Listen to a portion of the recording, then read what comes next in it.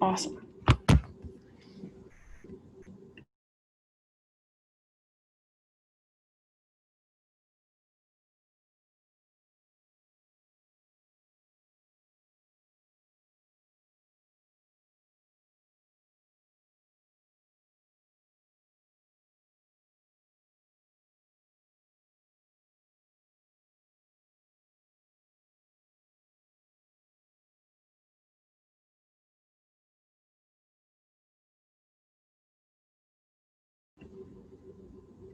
Good morning. Morning. How's everyone doing? Doing well, thank you.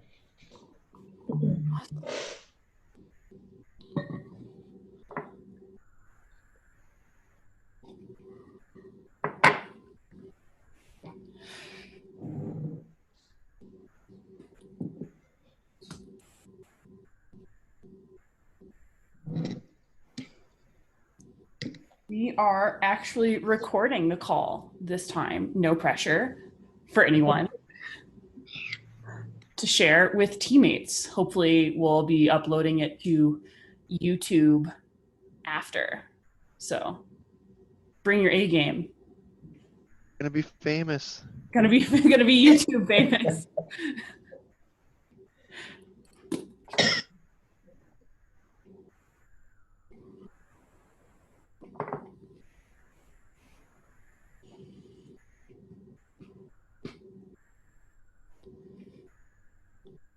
I have Tommy and Lionel side by side on my screen doing like wearing very similar headsets, just slightly facing the opposite way, kind of looking like reflections there. It's pretty awesome. We're both multitasking at work. Yeah. Expert level multitasking. Tom, how's it going? You feeling good? Feeling ready? I'm awake. That's good. Got to get the kids off to school, and then we can go have fun. Woohoo! Big adventures coming. Yes, big weekend. Big weekend. Long run planned. Yeah, just a series of shorter runs. Just a series of shorter runs between aid stations for some amount of hours. Yes. Tom, what race are you doing?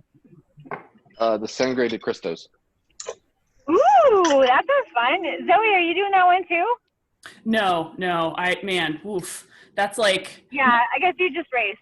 Yeah, Tom is pretty ready. I was originally planning on running a 100-miler this year, but when Leadville got canceled, I was kind of like, well, anything I do is just like totally emotionally going to feel like a plan B. And for me, the goal wasn't to just run 100 miles. The goal was like run 100 miles at Leadville. So yeah, I think it was like, for me, it's just, I get really hyper focused on specific goals, and I didn't want to 100 miles is just hard on the body. And, I think it totally depends like athlete to athlete. Like I know Tom had been training for Run Rabbit and he was able to pivot to this race. And like that's super awesome, but I didn't feel like making that pivot. And I'm pretty glad I didn't, because I had to take a few weeks off because of an injury. So kind of one of those things that just happened to work out. I'm glad I didn't have the pressure of like a really big long race after an injury, because it was hard enough as it was. And then it made everything I was able to do post-injury just seem like even extra awesome, because like none of it was planned. And, originally like every race I had planned for the season ended up being canceled. And so it was pretty cool to be able to cobble together some like FKT kind of missions, and Grand Traverse just happened to work out at the last minute. I'd always wanted to do that race, and like it was full, and then it wasn't full, and then it was full again, and then it wasn't full, and I was able to jump in. So that was pretty great. Oh, that's so cool. Yeah, it was, it's just kind of, I think I learned a lot about flexibility in my own For training sure. schedule. Cause like initially I went into summer, I was like, I'm doing Leadville. Everything I do is going to get me to the start line of Leadville. And then when that was canceled and like I lost my registration for next year, I was like, okay. gotta be a little more flexible, gotta have more ability to like find, you know, to not just like fixate on singular goals. Right. Yeah. I think that like me watching you sort of like flex through that has actually helped me personally. Like you've done it so gracefully that I've like been able to take a lot of notes. So hopefully in the future, when all of my plans turn into a hot flaming trash can, you know, I'll be able to like, what would Zoe do? And then do that. It wasn't as graceful the day I found out I lost my registration, but you know, we've come a long way. Yeah. But I'm impressed. Yeah, now I'm kind of like, all right, the goal for next year is do whatever it takes to get into Leadville again. Yeah. Lottery or getting another chip or whatever it takes, you know. Yeah, for sure. I'm always confused. I know that like, how does the chip system work? Is it, cause I've heard different things, but do you have to podium to get a chip at the Quicksilver? So no, Dash actually what they do, and this is one of my this is a soapbox of mine, they allocate a percentage of chips depending on what the largest, like, so let's say that the largest age group present at Silver Rush or the marathon is men aged 30 to 40. So like if 10% of the competitors are in that age group that's 10% of the chips. If you're a highly competitive female in the 20 to 30 range, they only had 2 chips for my age range. So like, What? even though I came in top 5, I didn't get a chip. So I had to like, Oh my God. yeah. So I was like standing at the finish line after, you know, like almost being on the podium and watching dudes who finished like an hour after me get chips. And it's just kind of like, man, this does not seem like the correct way to. Oh my God. Yeah. So, I mean, essentially, I think the biggest issue with that is that less than 30% of the chips that are allocated go to women at all. They definitely don't go to the most competitive competitors. And I think that the reason that I think it's great that you have the lottery is because I think there should be other ways for people. And this is what I love about Leadville is it does allow people who are newer to the 100-mile distance. Like you don't have to qualify. You can just get lucky. You can have never done a trail race before and you can get in. And I think that there should be a way for people at that ability level to get in. I do think that to make your race like as competitive and fair as possible, that there should be a 50-50 female male chip allocation. I think that, you know, like particularly, you know, for women, like if you're a more competitive woman, it's harder to get into that race than if you're a competitive man, just because there's less chips going out. So like if the top 10% of either field is super competitive, every man is going to get a chip and less than half of the women are going to get chips. So oh my God, I'm like getting hot. This is making me so upset. Yeah, no, I mean, this is. I thought that they had joined Trail Sisters so that it was mandatory 50-50. It's definitely not mandatory 50-50. Wow. Yeah, definitely not. I love how you can tell the women on the call are like, we're all fired up. I know. Like, Yeah. I'm not awake yet. Yeah, no, it's so absurd. Actually, I think the only race I can think of that does like mandatory 50-50 is, so one of my projects that I really like to do with Trail Runner Magazine is I like to work with races in terms of like, how do we better message to women and LGBTQIA athletes to get them to come to our races? And a lot of race directors are men. So it's like hard. They're like, why aren't ladies coming? I've talked to them so good. All my pictures have me carrying my shotgun. They don't like that, you know? So it's like, how do we get the messaging to like not be all about like guns, grits, and glory? Like, how do you make it be like, we have childcare, come check us out, you know? Because that's a huge barrier to a lot of women. And a lot of my research also at Trail Runner and like journalism revolves around lack of access to childcare and how that inhibits women from both racing and training. But what's that 50 miler that you should do, Kristen? The one in California. The one that I should do. It's the Sonoma golden ticket. one? Lake Sonoma. Lake Sonoma has pledged to do 50-50, which is huge. So like, And High Lonesome, right? Yeah. Doesn't High Lonesome does as well. But I think one of the things that's like super cool is seeing races like Lake Sonoma pledge to do 50-50, because you'll see this like trickle up effect. Like Western States is so far from being 50-50, but if those golden ticket qualifier races start to move closer to 50-50, then we'll start to see, like at the high, like for me, I want to see more women competing at the highest level of the sport, right? Not just and so to me, that's like, the premier 100 milers. Like, why isn't Leadville 50-50? Why isn't Western States 50-50? And if you look at the root cause, or like, Hard Rock, literally the most women that have ever run Hard Rock in a single year is 13, like there's, that's like how many women we have on the call right now.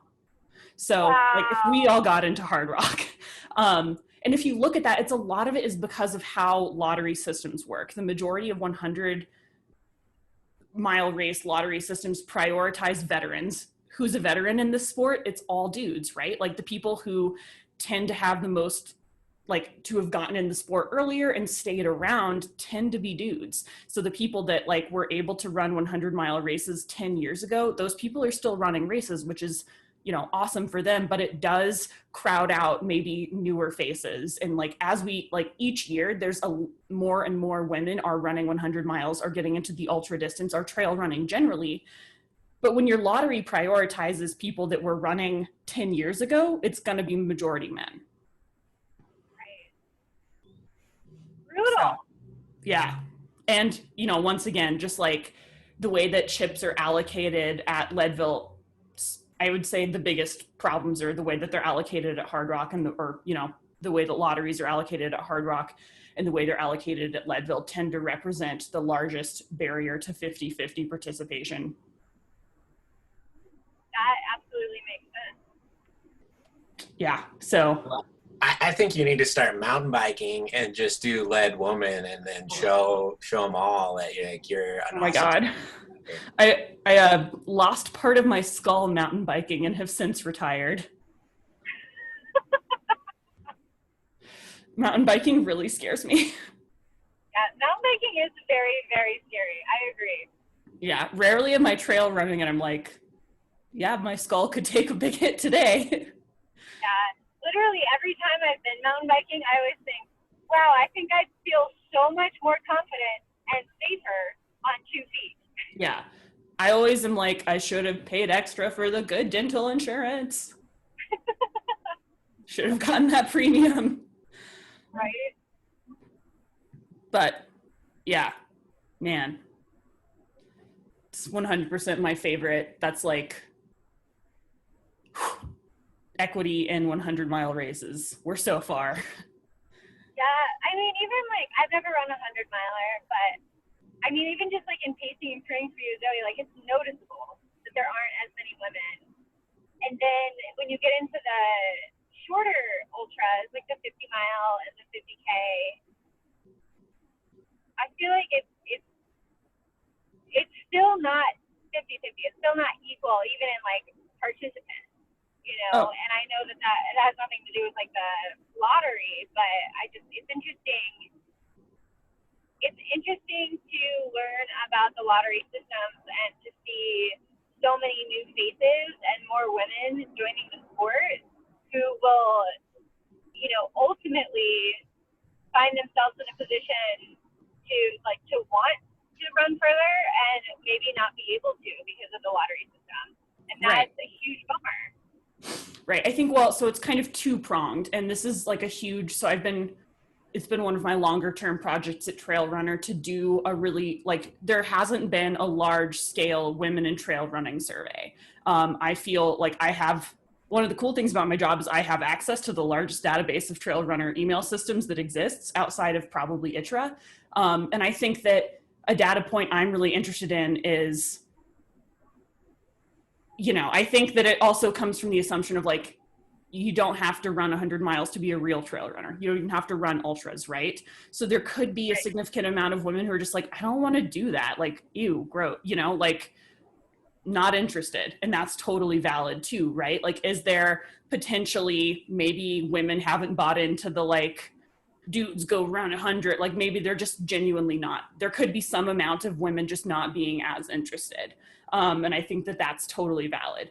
I also have been able to pinpoint in some of my research that like, once again, lotteries are a huge issue. Lack of access to childcare, huge issue. Like the fact that, you know, we like women are literally just paid less and have like less access to money resources. And so even getting into races, like maybe like there's definitely a point at which it's like, am I going to pay $300 to run for 24 hours? Like, absolutely not. You know, I have a family, I'm trying to put food on the table, or I just need to allocate those resources elsewhere. There's also like something that I think has been really interesting. Previous to this year, I was doing research on the gender gap in FKTs. And I think one of the things that we saw there was kind of, I don't know if anyone's familiar with this really landmark study that came out of IBM, but they did a study on the confidence gap. And that was finding that they were looking at how women and men apply for jobs differently. And they found that if men checked 6 out of 10 qualifications for a job, they applied. Women didn't apply unless they checked all 10 or 9. Yeah. So like women are less likely to go for things unless they're very certain they can achieve it, because culturally there's a lot of pressure on women to achieve perfectionism. Like, and I feel that too. Like when I trail run, like there's a lot of pressure, like don't DNF, because people will like, you know, extrapolate from you and assume something about all women. Whereas like, because men are so much more represented in the sport, they're less likely to take one man as a data point that represents an entire gender. And so, you know, that's something that we've seen, as well as like, how does that confidence gap play out, particularly in FKTs? And like, it's actually been kind of, you know, I interviewed the FKT guys maybe a month and a half ago. It was in the context of like looking at what Courtney DeWalter was trying to do on the CT, and because she was going after the overall FKT on the CT, not just like the women's one. And I was asking how common that was, because I also happen to hold an overall FKT, not just the women's FKT. And I was like, maybe this is like more common, like especially as you get into like, you know, more like longer routes where it's, you know, it's less about just like power output and more about other things like, you know, the logistics and like what your support system is like. And it's still very uncommon for women to have overall FKTs. It's still very uncommon for women to like, they're submitting still significantly less FKTs, even though they're submitting more than they used to. And one of my theories behind that is partially this confidence gap, like especially like you would see one of the routes that I studied specifically is the WURL route, which is a highly technical ridge traverse that I don't think of, unless a female has gotten it in the past month, no, like a couple women had attempted, but like dozens and dozens of men had attempted. And so you just see this huge gap in like women maybe not feeling encouraged to go for really ambitious FKTs, to go for really, really long races, partially because of like a cultural confidence gap. And I think that that's something worth examining as well, but is obviously very challenging to get data on. So Zoe, in your opinion, as a male on the call, how are we best suited to be allies for you in the sport with just, you know, I'm not a race director. Like how do we help change this if we're interested? I mean, we should all be interested, but what do you see as that starting point for us? That's a really awesome question. I think my first answer is going to be, and I'll share this in the Facebook group later, but in my more investigative article that I did about lack of access to childcare, I interviewed a lot of women, and I interviewed a lot of men. I also made the mistake of tweeting about it publicly on the internet and getting a lot of unsolicited feedback, primarily from men who said it wasn't a problem. I think, you know, like especially supporting, if you have a female partner, supporting her is huge. You know, maybe even she's not a runner, but there's a huge, and this is borne out like in multiple studies that I cited in my research, like Pew Research studies, American Time Use studies, women have on average 4 less hours of free time a week as compared to men. Women spend those, like they have significantly less leisure time. They have less time to pursue their activities. And this is only being exacerbated by the pandemic. I read a study yesterday that showed that women are doing 70% more childcare during the pandemic, which like, I'm going to see a whole bunch of moms nodding, but that's like an insane amount. Like I can't do 70% more of anything. And there's definitely moms on our team who are taking on 70% more of a specific household task. So moms, you guys are all heroes. I know also microcosm athletes tend to be outliers. I personally coach a lot of parents, both moms and dads, and they are all so awesome. So it's like, you know, it's one of these things where the research I was doing isn't borne out in my anecdotal experience with amazing micro dads. So I would say, you know, just make sure that you're communicating with your partner and supporting her. And also in the way that you talk to other dads, because in my interviewing with other dads, like it was something when I interviewed moms, they were like, this is something we talk about all the time when we go on our stroller jogs. This is something we talk about all the time when us moms get together. And when I would interview dads, they were like, whoa, I've never like thought to talk about that with my male friends. And that's probably I should probably do that. They would be like, you know, I feel like I'm really good at supporting my partner, but how do I empower my friends and the people in my immediate sphere of influence to like communicate better with their partners and to realize that this is an issue. And even if it's not specifically an issue in your life, like if you're super baller at like, you know, household 50-50, like we communicate, we're awesome. Like we should start a podcast where we give advice, like so great. But like, if, you know, share what if you think you're doing things right, share that with your friends. You know, empower your male friends to support their partner. I think that that's kind of like where it starts. And then secondarily, support politicians who advocate for access to childcare, because there's, you know, it's always going to be a matter of privilege in terms of who has the most access to childcare. And like some of the women I was interviewing were spending hundreds of dollars a week just to be able to run, like on top of their like gym membership, on top of their like coaching. They were having to spend, you know, like $60 for every hour they wanted to go out and run on their own. You know, like that would make for me personally, that would make a long run totally unaffordable. So, yeah, you know, I mean, I know too that like working, like when I used to work at Nike at Beaverton, if a woman had a child and they put that child into childcare through Nike, it was over half of their paycheck. So unless it was a 2-income household, those kids couldn't go to daycare. Like it was just unbelievable how expensive it is. Mm-hmm. There was a conference I was at yesterday. It was actually a tourism conference, but they touched upon diversity, equity, and inclusion. And it was focusing more on people of color in tourism and also touching upon outdoor rec. But a lot of their points that they made were very valid. It's like, you know, when you have a panel discussion, look around. Is it all pale, male, and stale?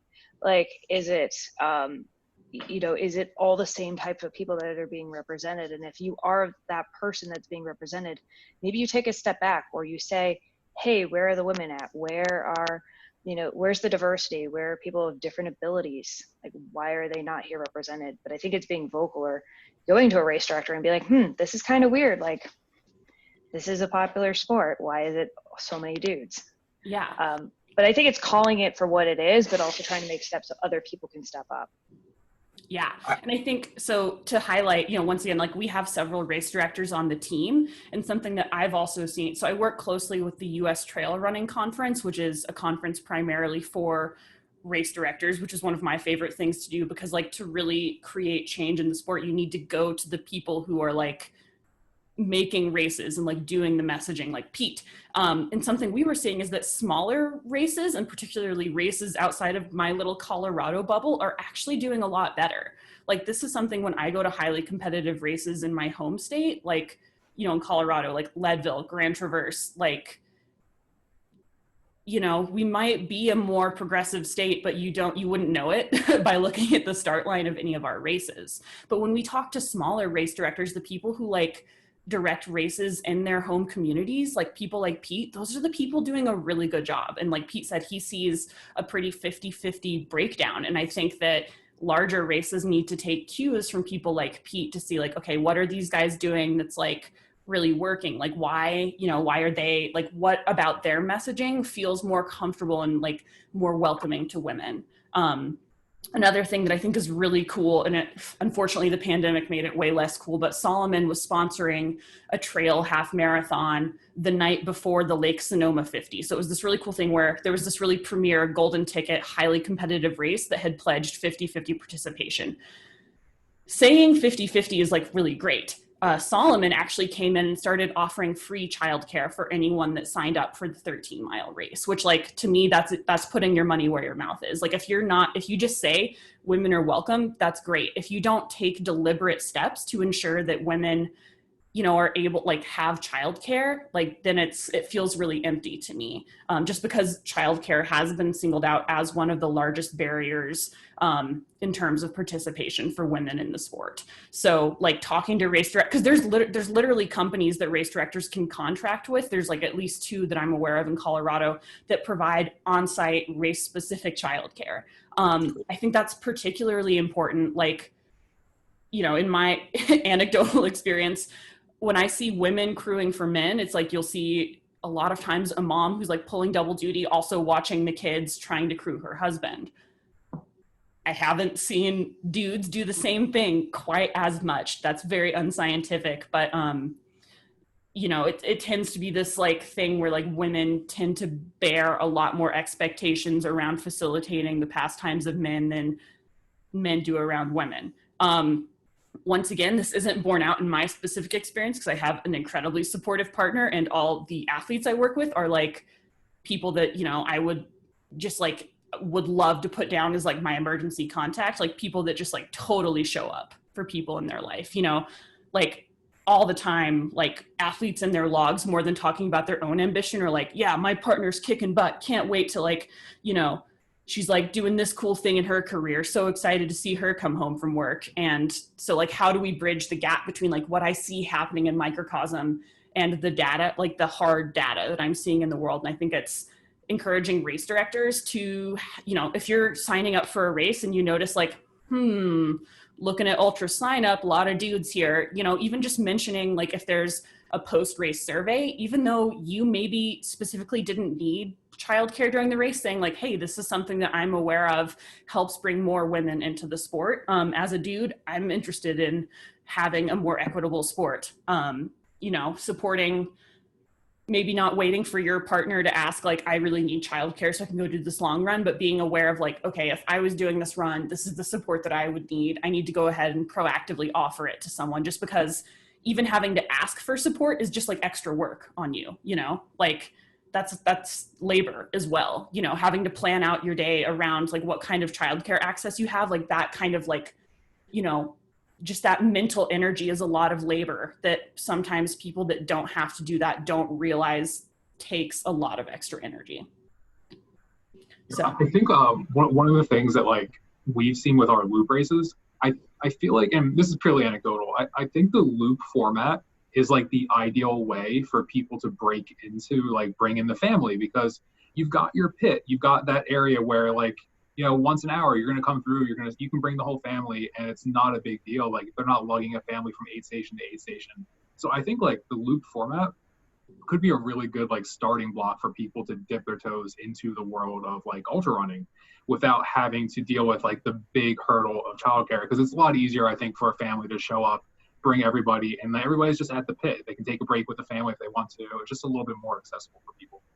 Yeah, I think that's a super great point. And just like, once again, also another cool thing about loop races is that's one of the elements of the sport where we start to see, people like Maggie Guterl, like win outright. And I think that like investigating what it is about how certain races are set up that not only achieve equity, but allow women to thrive and like truly push the envelope in the sport. Like when Maggie won Big's Backyard, she was like one loop shy of what would have been the course record, So it's not just like she won by attrition, like she won in a way that suggests that if we push things in the correct direction, women will be more dominant in the sport. And that's like what I'm invested in, is not just seeing like, you know, oh great, we're 50-50, but let's establish 50-50 and then see how much further we can push the sport overall when we have established that equity. Because when you allow women to thrive, the entire sport will thrive. And I think, you know, the same discussions need to be had around other populations besides women, like BIPOC populations. And that's just something that I am less educated about and less comfortable speaking to, but am investing a lot of my personal time at Trail Runner into learning about, because I think it is a huge barrier to, like, if we want to see trail running like become amazing, you know, it needs to look a lot different. In your research, I mean, I think it's probably pretty clear, but like most of the race directors are probably, you know, white males, you know, that are a certain demographic age too. Is it changing though? Is it like as more, you know, young people start to come up with races like Pete and his wife, you know, they are changing? Like, is it evolving now that we're getting these new race directors coming in? Yeah, totally. It really is. And I think, you know, a really important thing is that the vibe of the race really does reflect who's directing it. So like Jen and Pete are amazing people. That makes me just like, I just know that I would show up to the loopy looper and be treated like an absolute queen who is like deserving of value no matter how fast I run. And I think that, you know, like when I show up to like a Sherpa John race, like I know how I'm going to get treated there. If I show up to a race that's directed by a female, I know that I'll be treated marginally differently.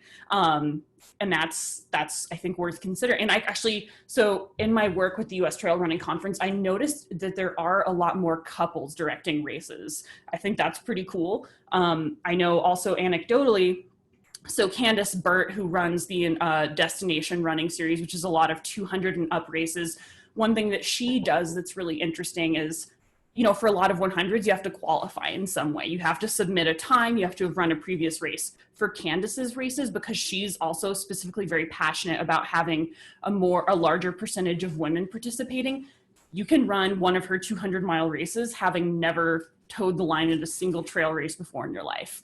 And we've seen in our studies that, you know, every time that once again, like I believe that you know, to have a good race, you want to have people who are going to do well, right?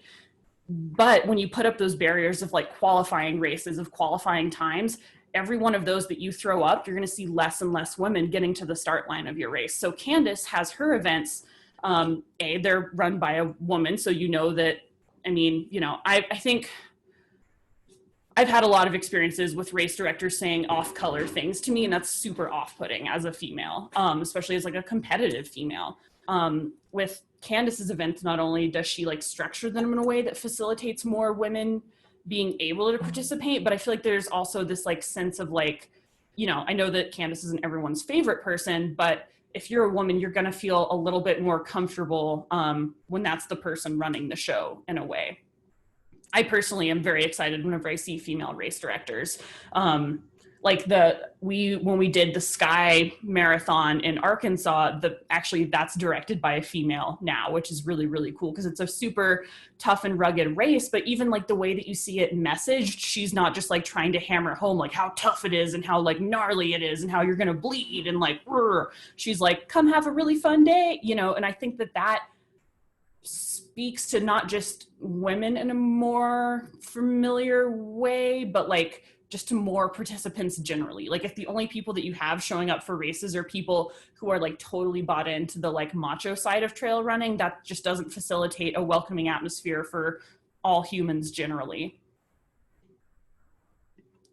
But so yes, I think, you know, it's hard. I don't have any data on like the percentage of female race directors, like if that's increasing or decreasing, but I do anecdotally feel and / in my research have seen that female race directors tend to be better at considering the specific barriers to women and intentionally breaking them down. So that's one thing that's really important.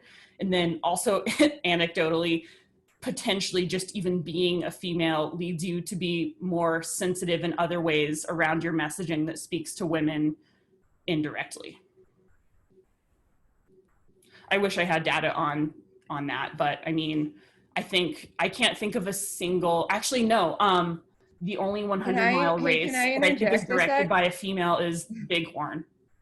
Hey, can I interject a sec? Yes. Oh, so Kylie's also a race director. What? You're also a race director. Yeah, for a road race though.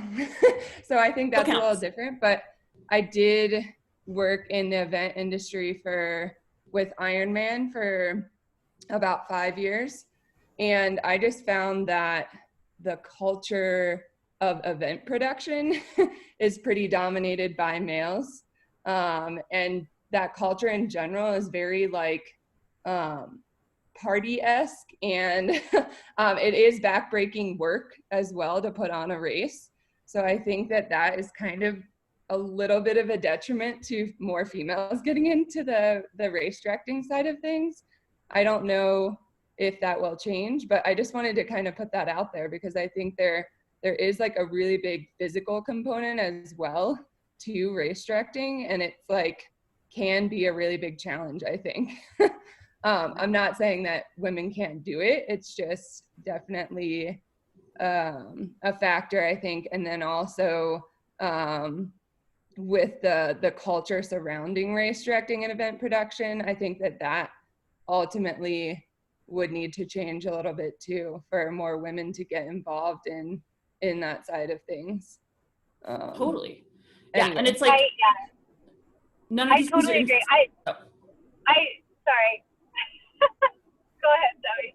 Yeah, it's just like, you know, once again, like none of these things are saying women can't do it. Like culturally, I think we all are aware that that's no longer the message, but it is still this like perception, and those perceptions are super real and they permeate very deeply, and they absolutely do affect the outcomes of real world situations. You know, like no one's ever told me you explicitly, actually, I have literally been told you can't trail run because you're a woman. But you know, that happened once, but there's all these like little kind of like, you know, like cultural things that just change you on, you know, like a really deep level where you're constantly receiving this messaging about like, are you welcome? Are you safe? And I think that that's what Kylie's trying to say about the race directing as well, is like, no one's ever said you can't do this, but there is kind of this like permeating perception that like, is this for you? And I think that those are the things that are really worth investigating.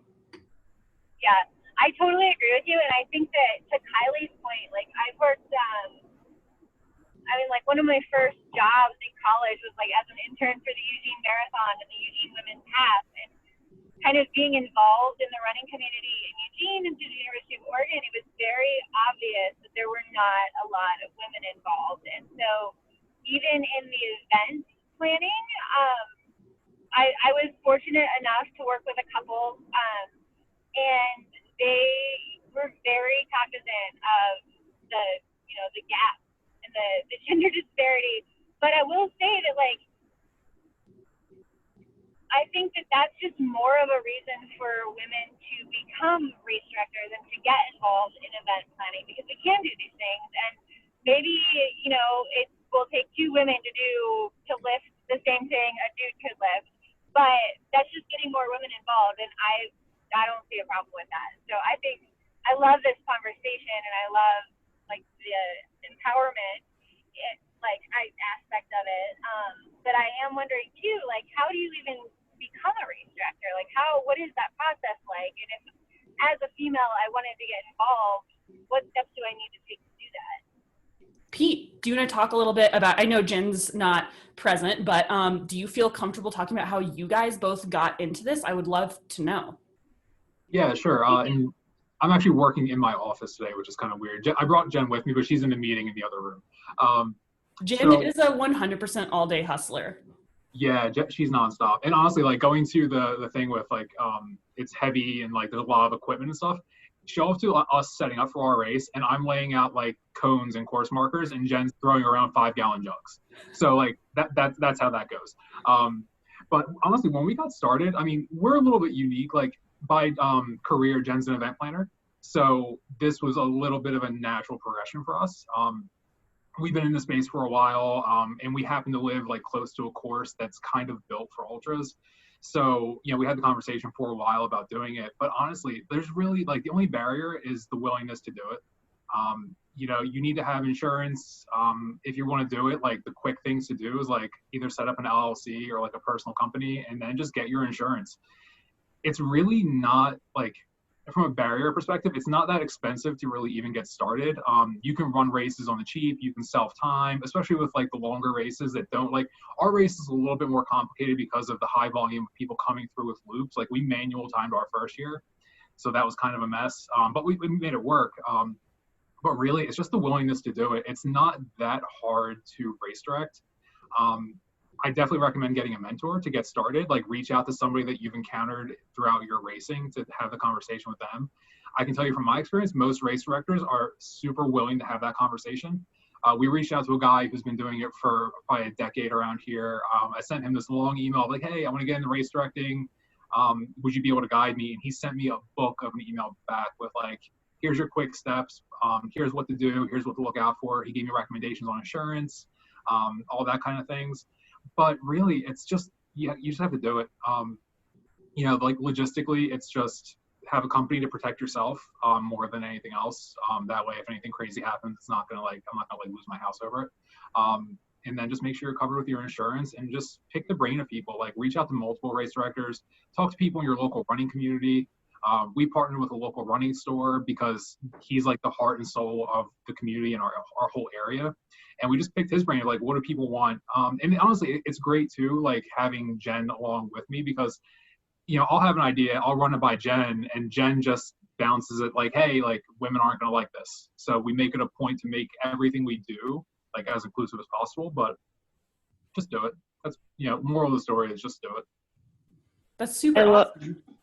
I love the story of how, so this guy, Rich, I worked with, did the finish line at Boston for like 30 years and he just retired. It's really weird to have a new person back there.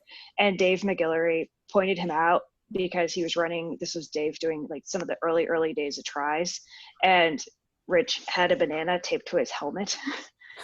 And he's like, that guy planned ahead. I want him to race direct for me. And he ended up race directing for like so many years. But I think I like Pete's point. I was like, I know these people. Why haven't I reached out to them? Because I want to do that. Or maybe it's succession planning of like, you're not ready to retire, but I can be there for the next 5 years to watch a race to then maybe take it over time. Yeah, and I would like to just offer to anyone on the call, particularly women, if this is something you're interested in, I have a pretty deep Rolodex of American race directors, and if there's anyone I can connect you with for mentorship opportunities, like I don't have a lot of sway in the industry, but I can make introductions, and I would love to do that for any of the women on the team who are interested in about taking that next step and about asking questions, because I know that a lot of the female race directors that I work with would be so interested in providing those kinds of mentorship opportunities. Yeah, and Pete and Jen also super, you know, like I think one thing that I've really respected about them is like also like, you know, this is their passion, like this isn't their full-time job yet, working on it, we'll get you there. And it takes a lot of hustle. So like learning from them about how to like kind of, you know, if you're not wanting to make Kylie also is a race director. Once again, we have the resources on our team here for really huge things. And I think one thing that I've admired about what Pete and Jen did is they, you know, they used to mostly do physical races. They pivoted to some really creative virtual race options as well. So, you know, they've like totally done the gamut professionally, and they're amazing resource. Like, you know, on the screen, there's like 2 different, if this is something you're interested in, you know, you're in the room with all the people who make it happen. That's pretty cool. And speaking of races, I wanted to touch on something that Mike had mentioned on the Facebook post about like something to go over in terms of racing during COVID. And I know some people on this call have been racing during COVID, and Mike is planning a 50K and wanting to potentially, you know, is wanting to have a discussion about like when it's best to use drop bags and how to like either get through or avoid aid stations most effectively during a race. And I was wondering if anyone on the call, I don't know if Tom is still on the call, but he's raced a good bit during COVID. There's Jen. If anyone wanted to talk about what their strategy is for using drop bags during races, specifically during COVID, and how they approach aid stations.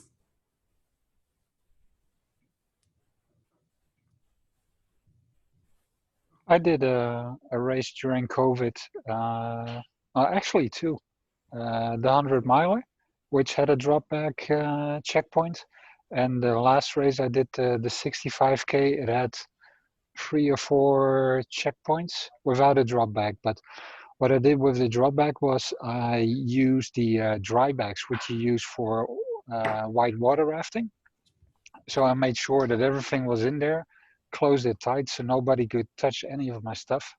And as soon as I reached that checkpoint, just use the disinfectant before you open it and then take out your stuff. So it wasn't too bad.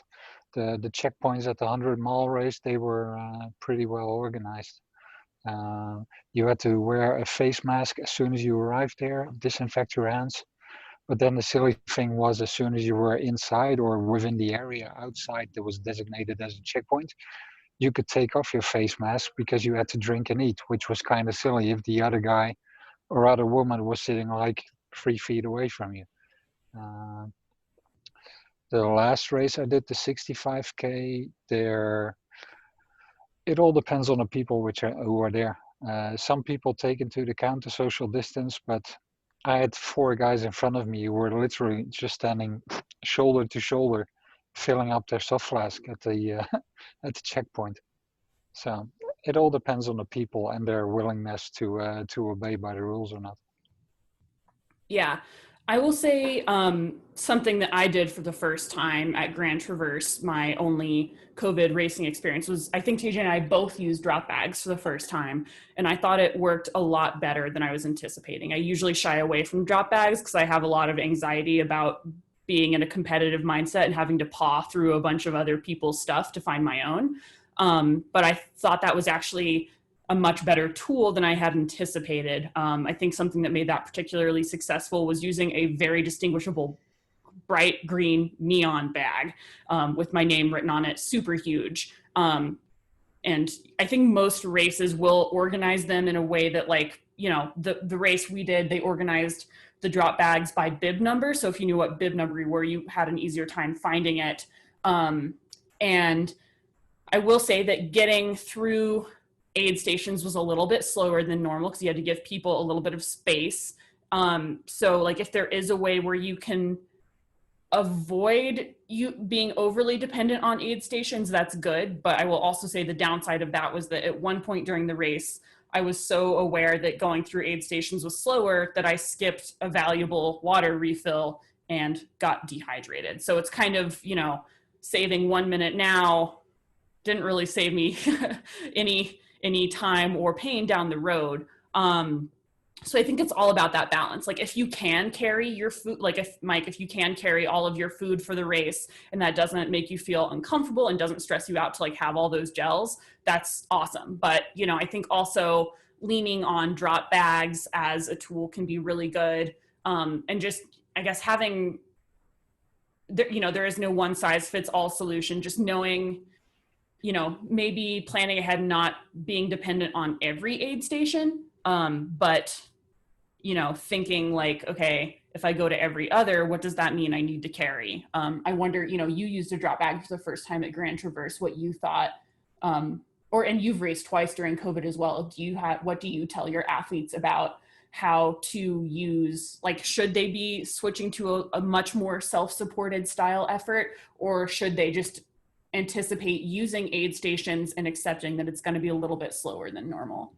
Okay. Well, I think honestly, the best thing to do is to ask yourself, what kind of race do you want to run? How are you most comfortable running that race? Is your primary concern COVID, or is your primary concern not carrying a bunch of stuff and running light and fast? You know, it depends on what your priority is. For me, I'm trying to run from the start to the finish as fast as possible, and I'm not that concerned with COVID in those situations because you're outside, there's a lot of UV light, it seems pretty low risk. So for me personally, my level of tolerance for that COVID risk in that situation is really low. So like Lionel, you know, you wear your face mask, you refill your flasks, you get your bag, you move on. You know, I think it's really personal preference. If you don't mind carrying a lot of stuff, particularly like if you're doing a longer race, That's all good. That's, that I think that might be something that you want to consider. But, inevitably in a long race, you're going to need to utilize the resources that an aid station has to offer.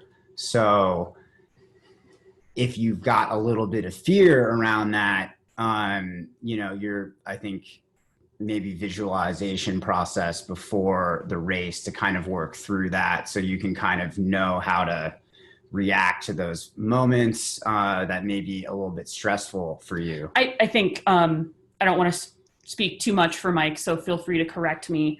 My impression from his question wasn't that he was particularly concerned with COVID, but is trying to be hyper efficient in his race strategy. Is that? I mean, you can pack your drop bag with the things that you need. So if you really want to be efficient at the drop bag aid station, I would have extra flasks in there. I would have all of the stuff that you need, and I would utilize the drop bag because then you can avoid the crowd of people who will be waiting for the attendant to pour water into their flask, because you can't use the spigot and you can't take turns doing that. Everybody waits and is attended to one person at a time, first come, first serve. And it's a really slow process if you're asking, especially for athletes who are asking for multiple things. So in order to avoid that, which I find very helpful, and to not have to ask somebody what, do you have this? Do you have that? I just know what I want. It's in the bag. That's easy to find. The bags are laid out, so you don't have to like grab a bunch of other people's bags, at least at the race that we just did. And so you just take your bag, open it up, put stuff in it, take out what you need, put stuff in it that you don't, and you're out. To me, that can be very efficient, if you don't need anything extra. Because if you do, you're going to have to wait, and you just need to consider that into your plan, especially if your race has, a good amount of athletes. The Grand Traverse had like almost 300 runners in it. So at staggered start time. So the aid stations were probably getting pretty busy for a lot of athletes, especially in the mid pack. So I would consider those kind of things. And I think that the drop bag can be very efficient. If you know it works for you, put it in the bag, carry what you need up into that point, and then the drop bag is that next refill, and then you can, take the rest of the course down with all of that stuff. That was kind of my strategy for the Grand Traverse. I'm trying to think about the other race that I did. I didn't use a drop bag as a 50K, so I just carried everything. Yeah. Well, I think that's where I'm looking at is, since this is a 50K, it's not that long of a race. I think for me, I have a history of being self-sufficient, doing a lot of climbing and mountaineering for years. I'm not used to someone taking care of me. But yeah. I'm also very much into logistics, and I really like to plan things out. And so for me, that's why it seemed to me, it's like, well, if I'm used to carrying 20, 30, 40 pounds of stuff, for me to carry 1.5 pounds of food for the whole race and not even mess with it. But you made a good point on water, that maybe it would make more sense to even just have my own water in a drop bag. I wasn't sure. I've never used drop bags. I wasn't sure how it worked. If they just kind of leave them out, or if you have to ask for it and then somebody like goes and gets it for you. So makes it sound like they just leave them out. Yeah, but in a way that I think, like, once again, having a very quickly identifiable, don't use like a black or gray, don't use something that a lot of other people are likely to have.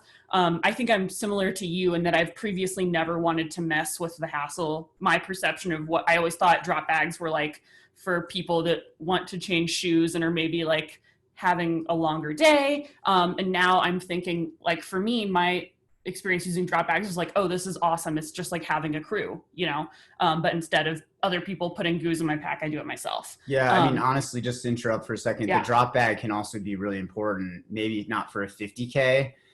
That's a pretty short race when you look at all of the other race offerings that exist out there. But if you're doing 50 miles, 100K or 100 miles, even if you think you're going to make it through and you're not going to need anything extra, having that drop bag as a security measure is really important, where a second pair of shoes, maybe a half size larger in case your feet swell, with Body Glide, things to take care of, blisters, especially for the Socks. longer, extra socks if your feet are wet, especially for the longer races. I think a smart athlete who is into logistics and planning would consider some of those measures for the longer stuff, just because that time out there, a lot can happen with your body that you don't anticipate.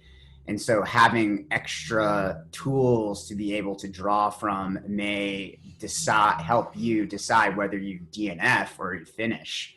Because if your feet are uncomfortable, it's very hard to finish a long race. But if you have a fresh pair of shoes in there, maybe they're a half size bigger because feet tend to swell in really long races. That can be very, very helpful. Dry socks, anything, also switching things up can refresh you mentally in a long race too. So if it's a clean shirt in a drop bag, I've seen athletes change their entire all their clothes because they're soaked and nasty and they want to just refresh or brush their teeth.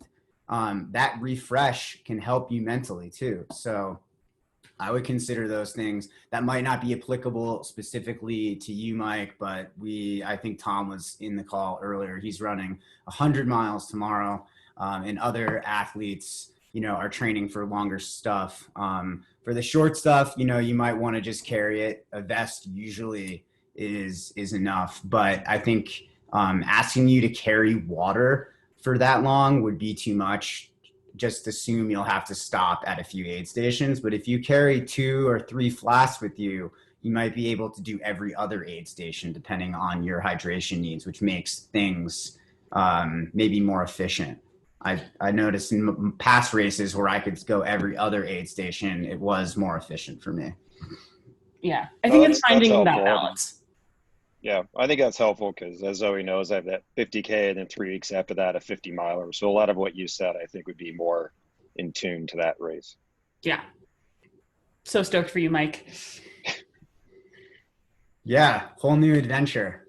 It's not mountaineering, but it's pretty applicable actually. The mountaineering mindset, and I think that decision of like, good. Do I bring this extra, finding that thing of like, okay, what really is the difference between me throwing 10 gels in my vest or 20 gels in my vest? Is it worth the 5 minutes I'll probably need to spend getting the drop bag? Will it make me more comfortable at the start if I have everything with me? Will it make me more comfortable at the start if I'm a little bit lighter? And it's just like totally personal and depends on how you want to run the race. I know the specific 50K you're doing is not particularly mountainous, so it is going to be a slightly faster race. If it was me, I would probably utilize drop back. I would find that like happy, I wouldn't just run the race with a handheld and a belt. But I would probably use like an intermediate vest. I've switched out vests in the middle of races before, and that can be kind of a nice way where like, this is my first half of the race vest. Then you put on whole new vest, fresh water, fresh gels, maybe a layer, maybe not a layer, maybe has a headlamp, things like that, have been useful. And it's just, it's that thing of like, okay, at a certain point, you don't want to be carrying like a million gels, but 5 isn't going to slow you down that much more. Maybe the comfort is like the peace of mind of knowing I have everything with me. I don't need to stop. There's something to be said about that. There's something to be said about, whatever just makes you feel more confident. Like, I'm traveling really fast and light. Awesome. Or I'm being really self-sufficient today. Awesome. Whatever speaks to your power in the race is what you should pursue. Okay. Thank you. That's a next level move, having multiple vests. Yeah. Definitely consider that. Especially if you can use crew. Yeah. You just have to take your vest off and put it on the ground and grab a whole vest already loaded and you're off. That's the ultimate efficiency. That's what everyone should be striving for if you have those resources available. I love when I can do that. Yeah. That's the best. I've done that on some climbing trips where like the car is the middle point. You go climb one peak with a certain set of cams and ropes, and you come back, drop, grab the other bag, and just keep on going. Yeah. That's efficiency. Yeah. That works great. Actually, yeah. If you're allowed to use crew, that's a whole other consideration. But I think with COVID, most crewing has been kind of disengaged for a while, unfortunately. But I would say if you have the choice ever to use crew in a race, that's the most efficient thing to do. Maybe the drop bag would be second. If you ever, and I'll just close out today's conversation with this, but hop on YouTube and Google Xavier Thevenard. Watch him get crewed either during UTMB or Hard Rock. It's just like, it's like a NASCAR pit stop. He just puts his arms out and like he'll have one person take trash out, add in new gels, take out old flask, put in new flask. They like spray his sensitive regions with chafe-free aerosol. It's just, and then he's out in a minute. It's beautiful. Like I've just never seen, it's efficiency at its finest. Truly aspirational efficiency. You weren't there. I saw him do that at Hard Rock. It was pretty crazy. He's got it dialed. 3-man crew team.